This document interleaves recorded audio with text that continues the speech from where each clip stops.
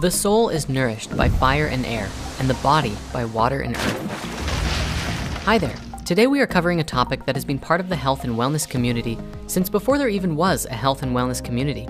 It could even be said that we have been using this wellness technique for as long as people have been on the earth. It's super powerful and is full of all kinds of benefits that everyone can take advantage of. This ancient health practice is none other than fasting.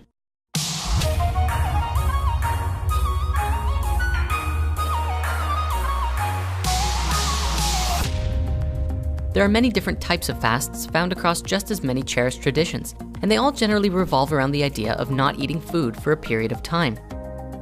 The most common is a water fast where you drink only water and don't eat any food for the duration of the fasting period. In recent years, some other forms of fasting have been quite popular as well, such as juice fasting, where you consume only fresh fruit and veggie juices.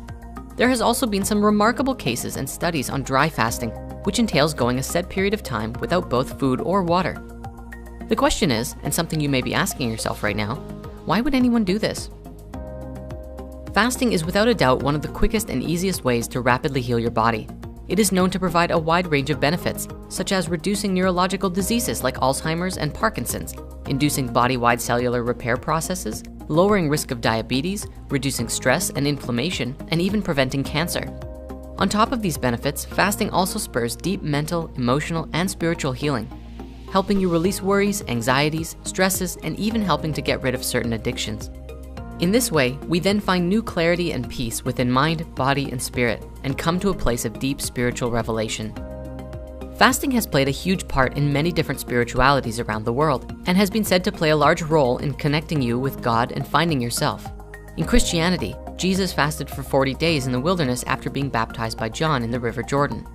In Buddhism, the Buddha practiced extreme levels of fasting prior to his enlightenment. In Islam, Muhammad practiced fasting quite regularly and initiated a new type of fast called intermittent fasting, which was abstaining from eating and drinking from sunrise to sunset. This fast was adopted by all Muslims during the month of Ramadan and still takes place today. Fasting also plays a large role in Jainism, Taoism, and many other spiritualities. Across all of these faiths, they believed that fasting would bring incredible miracles into our lives. When combined with prayer or meditation and a commitment to our spirituality, fasting can help us to increase our spiritual abilities, reach states of deep inner peace, learn to identify the difference between authentic hunger cravings and food addictions, develop self-restraint and discipline, improve manners, protect us from lustful desires, and encourage great bodily purification. This is only a small list of possibilities of what can happen physically, emotionally, mentally, and spiritually when we participate in a fast. So how does this work? Well, on a physical level, our bodies have an innate capacity to heal themselves. However, under normal circumstances, a great deal of energy in our bodies goes to the digestive system and metabolizing processes, turning the food we eat into usable energy for us to live our lives. This also means that the systems required for healing and repair are put on hold until these other processes have run their course. Thus, by fasting, we are essentially asking our bodies to take a break from digesting, freeing up a lot of energy for use on healing other parts of our bodies that often get neglected. For those who are curious, the deep physical cleansing benefits of fasting only really arise when you cut out food entirely. Just eating less than your recommended daily amount is not the same because eating anything at all adds to your body's active energy storage called glycogen, which takes about 10 to 12 hours to be depleted. It's only after this time that the body starts burning fats for fuel and using up your excess fat storage for energy. The benefits that we could really go into here are astounding. However, the main points are as follows. Once your body enters into the state of burning fats for fuels, we see our glucose levels drop. We start to lose weight and belly fat as it's used up for fuel. We see insulin and IGF-1 levels drop, reducing risk of diabetes, and we see many deep cellular repair processes begin as the body begins removing waste material from our cells. We also see beneficial changes to several genes and molecules related to longevity and immunity to disease, as fasting actually produces new stem cells into the body. This process also reduces oxidative stress and inflammation as well. Fasting is also very beneficial for heart health as it improves blood pressure, cholesterol, blood triglycerides, and blood sugar levels. Doing this also improves brain function, which reduces anxiety as a result. Not surprisingly, exercise is the only other thing we know of which shows the same positive effects on brain health as fasting. Whenever you end a fast, it's important to do it very carefully. If you come off of your fast and go straight into eating how you used to, you may find your belly becoming quite bloated. This is actually normal if you intake food too quickly or eat food that your newly cleansed body doesn't actually like. If you instead start with teas, soups, and smoothies, and then begin shifting to small amounts of raw or plant-based foods, your body will have a much easier time adapting back to eating again. For those who are just starting out with the practice of fasting, you should probably know the different kinds of fasts that there are, because there are quite a few that exist now. Here's a short list of different fasts that you can try. Water fasting, the most basic and essential of all of the fasts. It's just drink nothing but water for the duration of the fast. In this way, you consume 0 calories, 0 nutrients, and 0 carbs, and thus this becomes one of the purest fasts out there.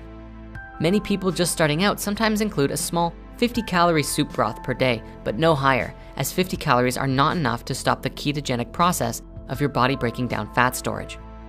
The next fast that we want to share is juice fasting. This is one of the easiest fasts to get started with from the perspective that you can go days and days without experiencing hunger because you are still supplying your body with tons of energy for your body to use.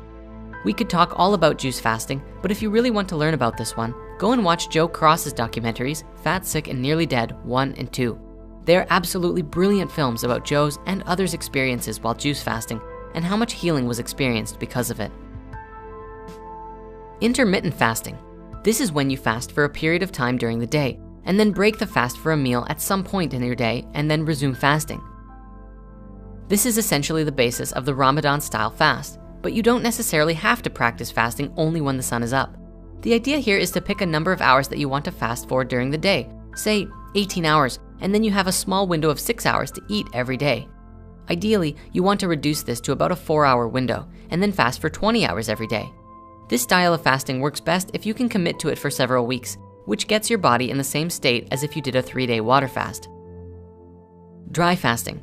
Now, before we even describe this one, we'd like to express not to try this fast until you have practiced other forms of fasting for a long time, and not to practice without supervision. That said, this is going to blow your mind. There is this myth out there that humans can only survive without water for 3 days and then you'll die. However, the longest record for someone surviving on a dry fast is actually 18 days. It is suggested that this same fast is what was practiced by Jesus, Buddha, Moses, and Krishna in the old scriptures, but nobody knows for sure. Dry fasting is particularly intense because it involves cessation of both food and liquid for the duration of the fast. Some even restrict physical contact with water as well, because under dry fasting conditions, the skin becomes more absorptive to the moisture in the air and what you touch. Normally, toxins are released through the liquid in the body, but since there is very little water in the body at this point, toxins are eliminated by a unique mechanism whereby each cell essentially becomes its own furnace to burn up its own waste by attempting to rebalance the heightened levels of pressure between the inside and the outside of the cells. This method of fasting also releases more living stem cells into the body than regular fasting. A Russian doctor named Dr. Filanov has practiced medical dry fasting with his patients and experienced some tremendous results in healing some very deadly diseases, and has compiled his research into a book called Dry Medical Fasting: Myths and Reality. A translation of the book is available on our website, and we'll provide links below in the author comments. My live action counterpart, Jordan, did a 7-day dry fast between the August eclipses of 2017, and you can read about them on his blog. We'll also post links to that in the comments too. There are also a lot of new fasting systems out there which have been invented recently, such as the Master Fast Cleanse.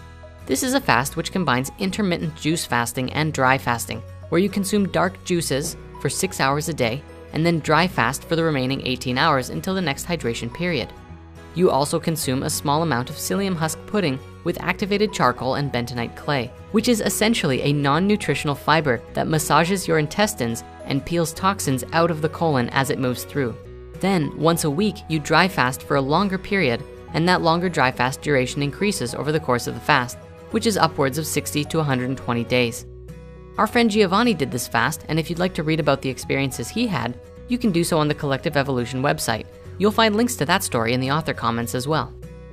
Now, again, for those who are just starting fasting, or who are even seasoned vets, we'd like to give you some warnings and advice to keep everybody safe. Firstly, be careful and don't push yourself too hard. If you've never done fasts before, it can be jarring and very difficult to do a fast more than a day or two, but that's a great place to start. The first 3 or 4 days are always the hardest, but once you really get into the flow of it, you might even find that you're not even hungry once the fat burning really begins. Also, fasting becomes easier with every friend or family member you do it with. When you have mutual support from a community around you, it's just easier than if everybody around you is eating and you are not, where it can become easier to fall off the fast before your body has fully reset. For us, for about a year between 2016 and 2017, we adopted a practice of fasting every Sunday as a spiritual practice and an energetic reset, and it felt great. It actually stopped after we did some much longer fasts, and now we simply fast when it feels right to. Thank you so much for watching, and happy fasting.